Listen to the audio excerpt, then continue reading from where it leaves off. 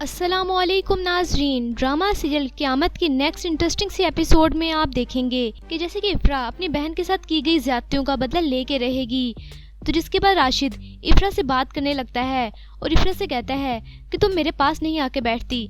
तो जिसके बाद इफ्रा राशिद से बहुत ज़्यादा गुस्से में बोलती है और कहती है कि मैं तुम्हारे पास क्यों आके बैठूं, मैं तुम्हारी कुछ नहीं लगती। जिसके बाद राशिद इफ्रा से कहता है कि हमारा निकाह हुआ है, शादी की है मैंने तुमसे, तुम ऐसे कैसे कर सकती हो, बीवी हो तुम मेरी। जिसके बाद इफ्रा राशिद से बहुत ज़्यादा गुस्से में बोलने लगती है। इफ्रा राशिद से कहती है कि मैं इस घर में सिर्फ सना की वजह से आई हूँ और मैं सिर्फ इस घर में सना की माँ बन के ही रहूंगी, इससे ज्यादा और कुछ भी नहीं। ये बात सुन के राशिद इफ्रा की तरफ देखने लगता है। उसके बाद इफ्रा बहुत ज्यादा गुस्से में आ जाती है और राशिद से कहती है कि जो जो ज्यादतियां तुमने मेरी बहन के साथ की हैं, उन सारी ज्यादतियों का एक एक बदला लेके रहूंगी मैं तुमसे राशिद। ये बात सुन के राशिद बहुत ज्यादा परेशान हो जाता है। तो इफ्रा राशिद से कहती है कि अब तुम्हें पता चलेगा। जिसके बाद इफ्रा राशिद से कहती है कि राशिद अपनी हद में रहना, ज्यादा मुझसे फ्री होने की कोशिश मत करना। ये सारी बातें सुन के राशिद बड़ा परेशान हो जाता है और इफ्रा की तरफ देखने लगता है। जिसके बाद राशिद खामोश हो जाता है। जिसके बाद राशिद सोच में पड़ जाता है। राशिद इफ्रा की सारी बातें याद करके बड़ा परेशान हो रहा होता है। तो उसी वक्त राशिद की वालदा राशिद के पास आती हैं और कहती हैं कि बेटा क्या हुआ, इतने परेशान क्यों हो और किन सोचों में गुम हो तुम। जिसके बाद राशिद अपनी वालदा को सारी बात बताता है और कहता है कि मैं बड़ा परेशान हूँ, ये इफ्रा समरा की तरह तो बिल्कुल भी नहीं है और मेरी तो कोई बात ही नहीं सुनती और ना मेरे से कोई बात करना पसंद करती है ये इफ्रा, मैं क्या करूँ। तो राशिद की वालदा कहती हैं तुमसे एक औरत नहीं संभाली जाती। राशिद की वालदा कहती हैं कि तुमसे एक औरत नहीं संभाली जाती, क्या हो गया है राशिद तुम्हें, 2 थप्पड़ मारो ठीक हो जाएगी। जिसके बाद राशिद कहता है कि अम्मी वो बिल्कुल भी ऐसी नहीं है। वो आगे से मुझे जवाब देने लग जाती है। तो राशिद की वालदा कहती हैं कि मैं देखती हूँ इस इफ्रा को, ये ज्यादा ही अपने आप में बन रही है और बात बात पे जवाब देती है।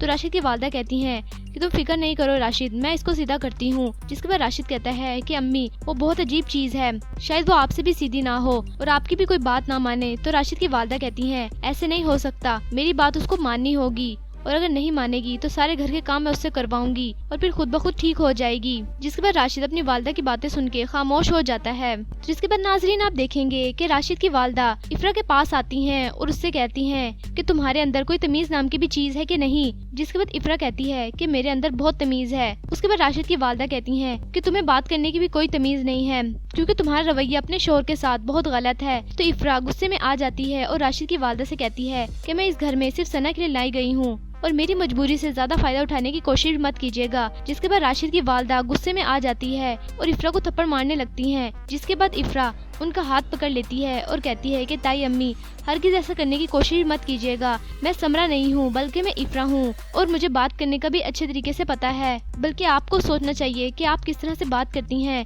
ये सारी बातें सुन के राशिद की वालदा भी एकदम हैरान हो जाती हैं और इफ्रा की तरफ गुस्से से देखने लगती हैं। तो इफ्रा उनको कहती है कि आइंदा इस बारे में मेरे से बात करने की बिल्कुल भी कोशिश ना कीजिएगा। तो जिसके बाद नाजरीन आप देखेंगे कि राशिद बड़ा परेशान हो जाता है इफ्रा के रवैये की वजह से। तो जिसके बाद राशिद बड़ा गुस्से में आ जाता है और इफ्रा पे हाथ उठाने लगता है। तो वहाँ पर सब मौजूद होते हैं। तो राशिद के वालिद राशिद का हाथ पकड़ लेते हैं और जवाद भी इफ्रा को बचा लेता है।